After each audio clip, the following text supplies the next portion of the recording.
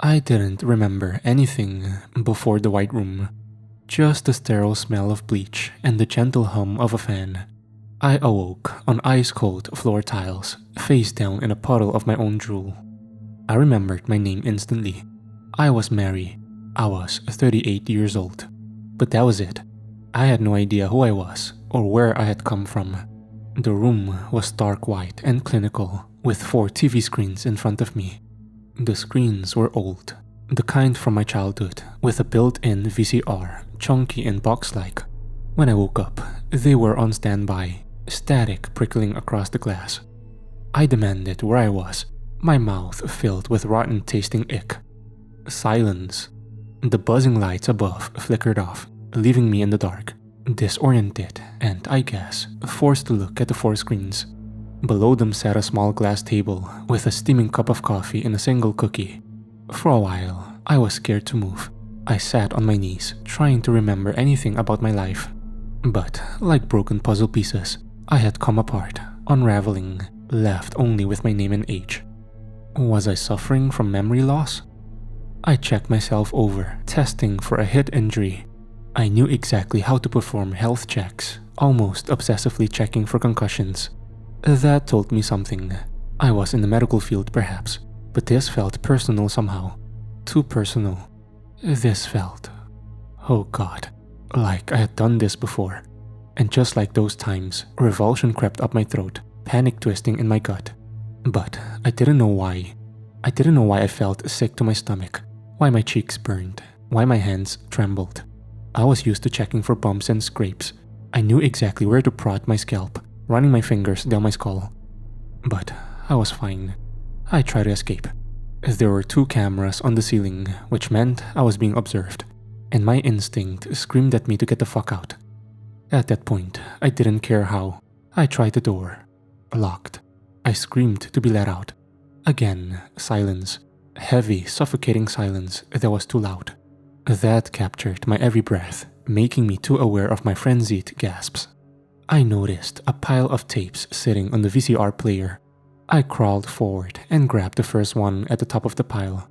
February 2024 was scrawled in block capitals across the label. I felt like I was in a trance, like something was compelling me.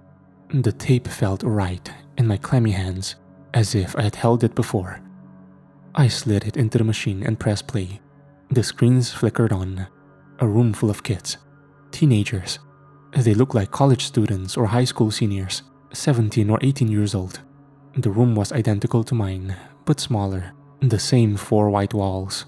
But unlike my room, theirs was empty. No TV screens, no coffee or food. Just blank white walls, staring back at them, and a single bucket for a toilet. I had no idea how long they had been inside. But when one of them, a blonde girl with a high ponytail, jumped up and began throwing herself at the walls, panic clawed up my throat. This was the start. The girl started screaming. Almost immediately, another girl, a brunette with tight curls, stood up, strode over to her, and slapped her across the face. I tensed, waiting for a fight to break out. But instead of hitting back, the blonde wrapped her arms around the brunette, sobbing into her shoulder. A moment later, they both returned to the others, sitting cross-legged on the floor. I counted 10 of them. 5 girls, 5 boys. They wore identical white shorts and t-shirts, blending into the walls and floor. They looked disoriented, just like me. They sat in a circle, wide-eyed, staring at each other like they were strangers. No. I moved closer, glued to the screen, watched them back away from each other. One boy shuffled back, jumped up and tried to run, smacking straight into the wall. They were strangers. I wasn't even sure they knew their own names. My heart felt like it was lodged in my throat. Were they nearby? Were they in the next room? If they were in the room next to mine, then we could help each other. Already, I was slamming my fists against the door, then the walls, screaming for help. "Hello?" I shrieked before my cry died in my throat, and I almost fucking laughed. I wasn't watching a live tape. The realization slowly settled in, like cruel pinpricks sliding into me. I turned back to the screens, stumbling over and grabbing the second tape. March 2024. Something thick and slimy filled my mouth. I placed the tape back on the pile, forcing myself to stay calm. I was an adult, and these kids, wherever they were currently, needed my help. That's what I kept fucking telling myself. But every so often, my gaze would find the screens once again, and I felt myself unraveling. The footage was recorded last year, and the pile of tapes were clearly documenting their captivity. Sure, they could have been rescued, I told myself, but if these kids were safe, I wouldn't have been kidnapped. I was already putting the pieces together. Whoever took me wanted me to watch these teenagers inside this white room with no door, no escape, no food. Instinctively, I drank the coffee and ate the cookie. Whoever these people were, they weren't interested in hurting me. They wanted to hurt these teenagers. The coffee was lukewarm, and the cookie tasted familiar somehow. Oven-baked and fresh. There was icing, but it had been scraped off. Something told me I wouldn't be in the room long, not long enough to get hungry or thirsty. I found myself scanning the ceiling for more cameras. There was one attached to every corner, most likely recording every angle of my face. My stomach twisted as I studied the monitors. Like mine, they displayed different angles of the room, trapping the teens. Screen 1 zoomed in on the girls.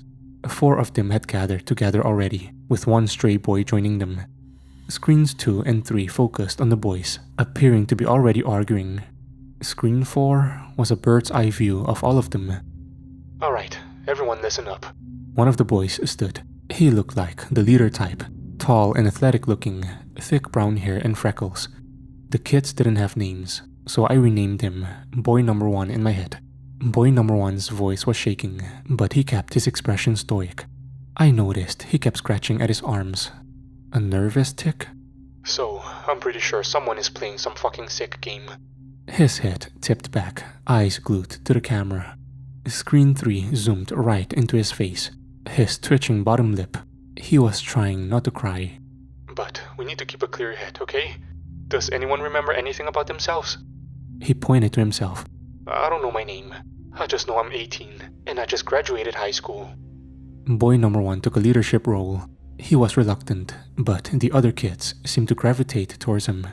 They went around the room, and it became clear to me that these kids had their memories fucked with too. The blonde, I named her Girl Number 1, who freaked out earlier in the tape, was immediately intriguing. She didn't know her name, but she did tearfully exclaim, "I have a mom, and I know she's looking for me," which triggered paranoia among the group. The brunette, Girl Number 2, who slapped her, brought up the possibility of Girl Number 1 being in on their imprisonment. "That's ridiculous," Boy Number 1 snapped. He stood up, assuming his role of leader. This room had no concept of time or night and day. They could have been arguing for hours, and they wouldn't even know it. "Why would she willingly join in on whatever this is?" "Well, this is clearly some kind of test," Girl Number 2 said matter-of-factly. "What if she's, I don't know, the daughter of one of the researchers, or even a researcher herself?" "I told you, I'm not in on this. I don't know anything about this," Girl Number 1 shrieked, pulling her legs to her chest. She seemed genuinely afraid, burying her head in her knees. "Please, I just want to go home," she screamed, and the others jumped. "I want to go home. I want my mom." Girl Number 2 started to speak, only for Boy Number 1 to shoot her, the mother of all death glares. "Don't." He shuffled over to her. "The last thing we need is to lose trust in each other." Girl Number 2 averted her gaze, sliding away from him. "Get the fuck away from me." Boy Number 1 looked hurt. I could tell he was the weakest among the group. He made the mistake of acting like a leader, but he was doing just that. Acting. In reality, he was just a scared teenager. His bottom lip wobbled, but he shook his head, forcing a wide gritted smile. "Aye aye, Captain." "Aw, Freckles thinks we're getting out of here with the power of friendship." Another kid, a guy with thick blonde hair and glasses, was curled into himself. I was sure he was crying, but no matter how many times the cameras tried to catch his face, he avoided it. I called him Boy Number 2. "That's fucking adorable. I'll make sure to rely on friendship when we're starving." To my surprise, Boy Number 1 crawled over to the guy, laying down beside him. "Go away." Boy Number 2 grumbled into his arms. "I'm trying to manifest my way home." Boy Number 1 snorted.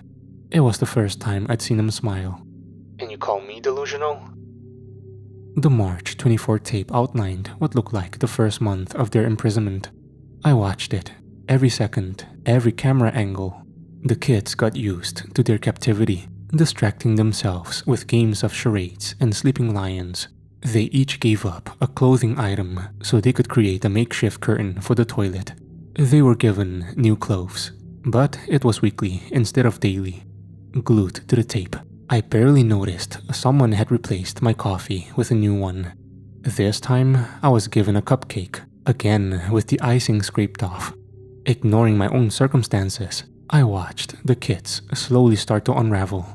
Food was given to them every morning at exactly 7 a.m. It was good food. I watched them receive trays of McDonald's breakfast, and for the first few days and then weeks, they seemed okay. The kids started to form a plan to escape, orchestrated by boy number 1. Their plan was to wait until their food was delivered, and then attack in numbers. However, when their breakfast was delivered, it was a single slice of bread. I already knew what game their kidnappers were playing. After 3 days of no breakfast, boy number 1 caught on. They're punishing us. He spoke up while they were sharing half a slice of bread. The portion sizes were getting smaller and smaller. Boy number 1 was rationing his own, tearing pieces off and eating them in intervals. He was also hiding yesterday's water down his pants. This kid was smart. We formulated a plan to escape, and the people watching us don't want that, he said. Boy number 1's lips formed a small smile. He was planning something. So for now, we play their fucking game. He was right. The kids stayed mostly silent all day and were rewarded with 3 cooked meals. Following boy number 1's words, the teens stayed quiet. Boy number 2 suggested they name themselves. Boy number 1 wanted to be named Clem because it felt right. Boy number 2 insisted on Ryder. Boy number 3, who I was pretty sure was narcoleptic, curled up in one corner and was named Triple Z. Boy number 4, a hard-faced redhead who started most arguments over food, refused to be renamed, so the others called him Shitface. Finally, boy number 5, a kid with a buzz cut, just shrugged and called himself Buzz. Girl number 1, the blonde who had calmed down, didn't want to be part of the naming ceremony, but halfway through, she squeaked, Sabrina. I like the name Sabrina. Girl number 2, the fiery brunette, immediately called her out. Okay, but why Sabrina? She demanded, her eyes narrowed, hands planted on hips. So that's your real name? She was ignored, and after realizing her theories weren't helping, girl number 2 sighed and reluctantly named herself Scooby. Girl number 3, a quiet kid with pigtails, shrugged. I like Ruby. Number 4, the frizzy redhead with glasses, didn't speak, so the others gave her a name, Mittens.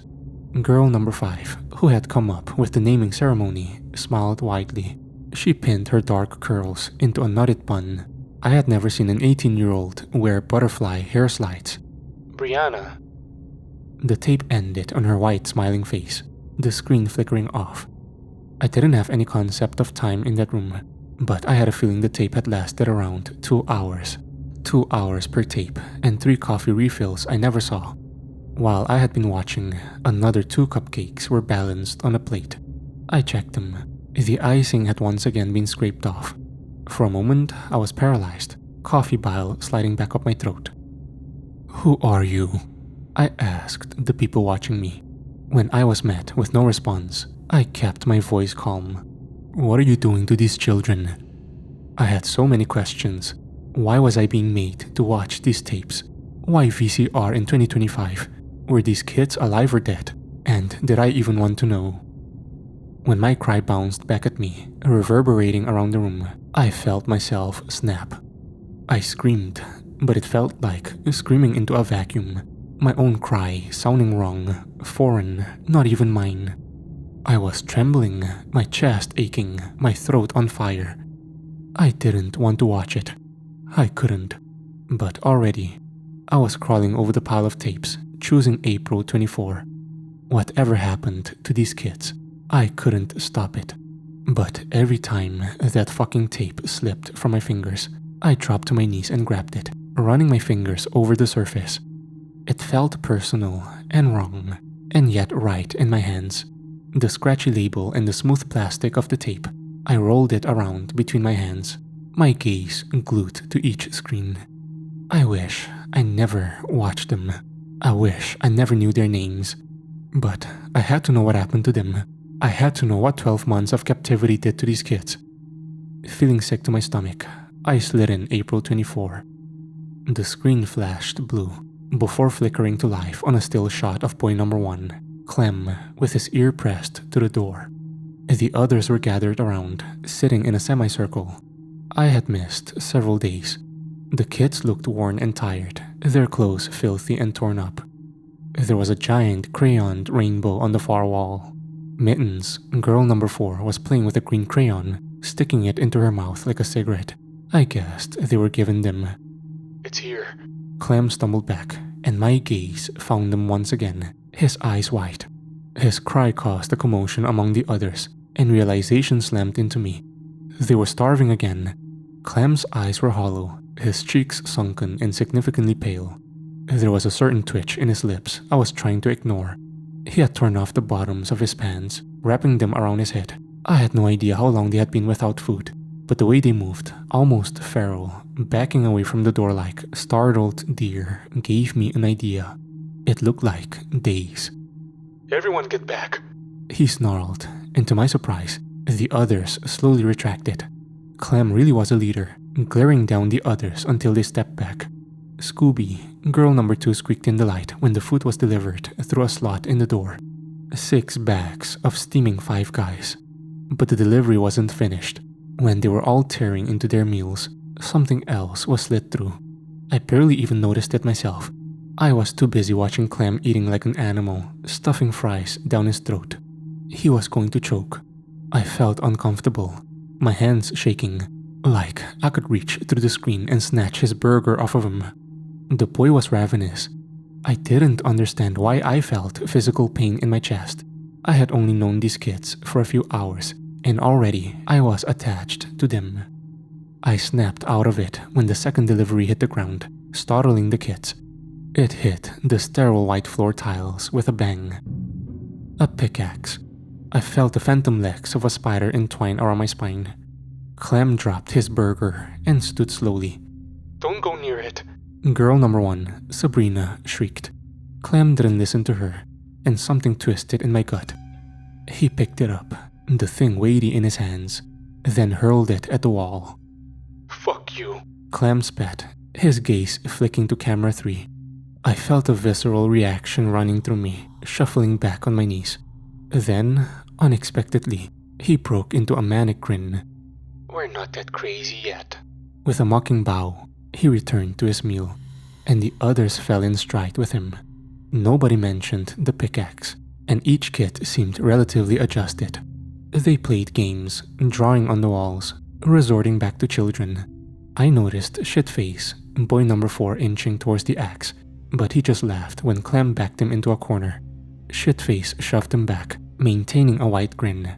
Relax, Freckles. I'm just joking around.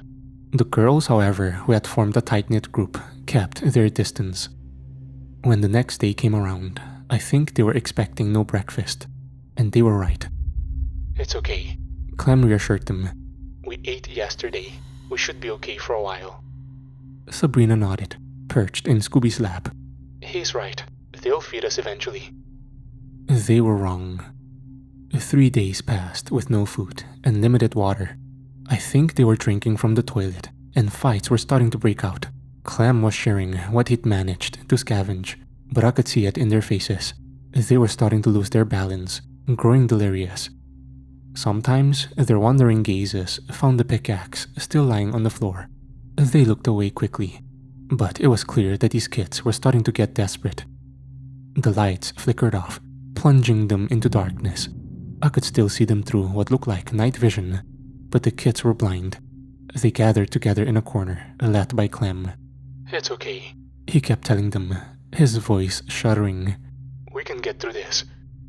Another day without food or light. The majority of them too hungry to move. And Shitface, boy number 4, finally snapped. They're not going to feed us, he announced, slowly getting to his feet, swaying off balance. He stumbled, and alarm bells started ringing in my head. Unless we use it.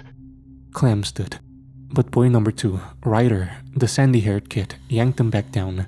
He's doing it on purpose, bro. Ryder muttered, his eyes half-lidded. He was the peacemaker. Dude just wants fucking attention. To my surprise, boy number 3, Triple Z, and boy number 5, Buzz, also got to their feet. Shitface crawled over to the axe, blindly grabbing for it. We're all hungry, he announced, smacking the blade into his hand.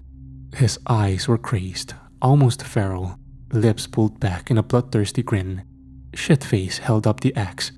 So, I propose, instead of sitting around singing Kumbaya, waiting to fucking starve to death, we choose someone for the chop. The others screamed, immediately on their feet. The way they responded reminded me of animals in a pack. They couldn't see, but I think they could sense each other, and that was enough. With a sharp jerk of his head, Clem motioned for the others behind him. Clem, Ryder, and Sabrina started forwards, uncertain in the pitch dark. But this was already a mistake, and they knew that. Scooby and Mittens dragged them back with help from Brianna. Shitface swung the axe playfully. I'm just saying, we got actual food when we did what they wanted. He started towards the other in slow, teasing strides. I nominate Freckles. He is our leader after all. And what leader wouldn't sacrifice himself? The boy's lips curved into a smirk. For the greater good, dude. The lights suddenly flickered on, surprising the group. Clem's side backed away, blinking rapidly, some of them hissing, while Shitface stayed nonchalant, swinging the axe. They saw it as a mercy, some of the girls breaking down in relief, far off in the corner. I saw Shitface's smile grow, his eyes widening. He saw it like invisible gods were confirming his belief. They gave us light back, he yelled, and through that stone-cold demeanor and wild eyes, I glimpsed a scared teenage boy. He was terrified, so he was acting out.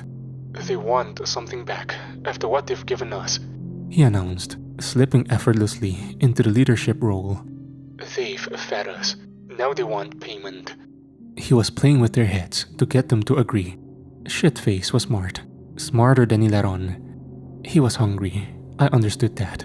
He was fucking scared. But resorting to murder? The boy was in front of Clem in 3 strides, Triple Z and Buzz following. Shitface's smile was spiteful. He'd been itching to take the lead. I could tell by the way he moved, that cocky saunter in his step. You want us to all be okay, right? He murmured, inclining his head mockingly. You want everything to be fucking sunshine and rainbows. So why not take one for the team, oh fearless leader? He dropped to his knees, dramatizing a cry. Please, oh leader, must you let us suffer? We are your followers after all. Clem didn't move.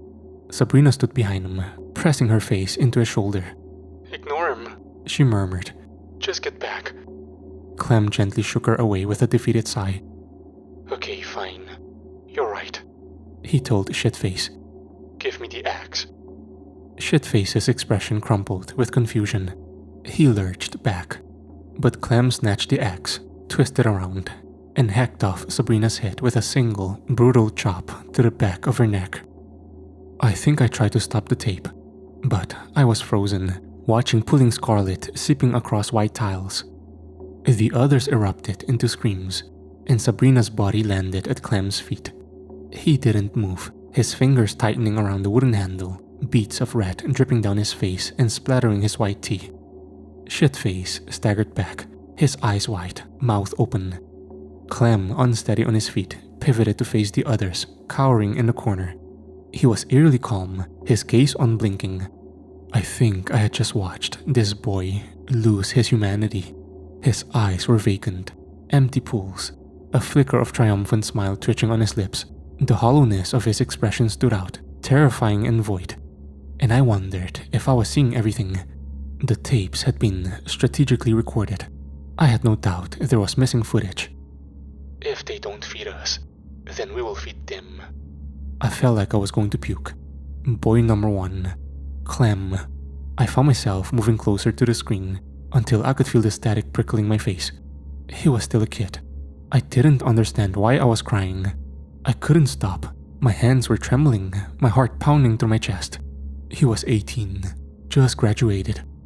I fell back when he swung the axe one more time, his gaze locked onto the camera before placing it back on the floor.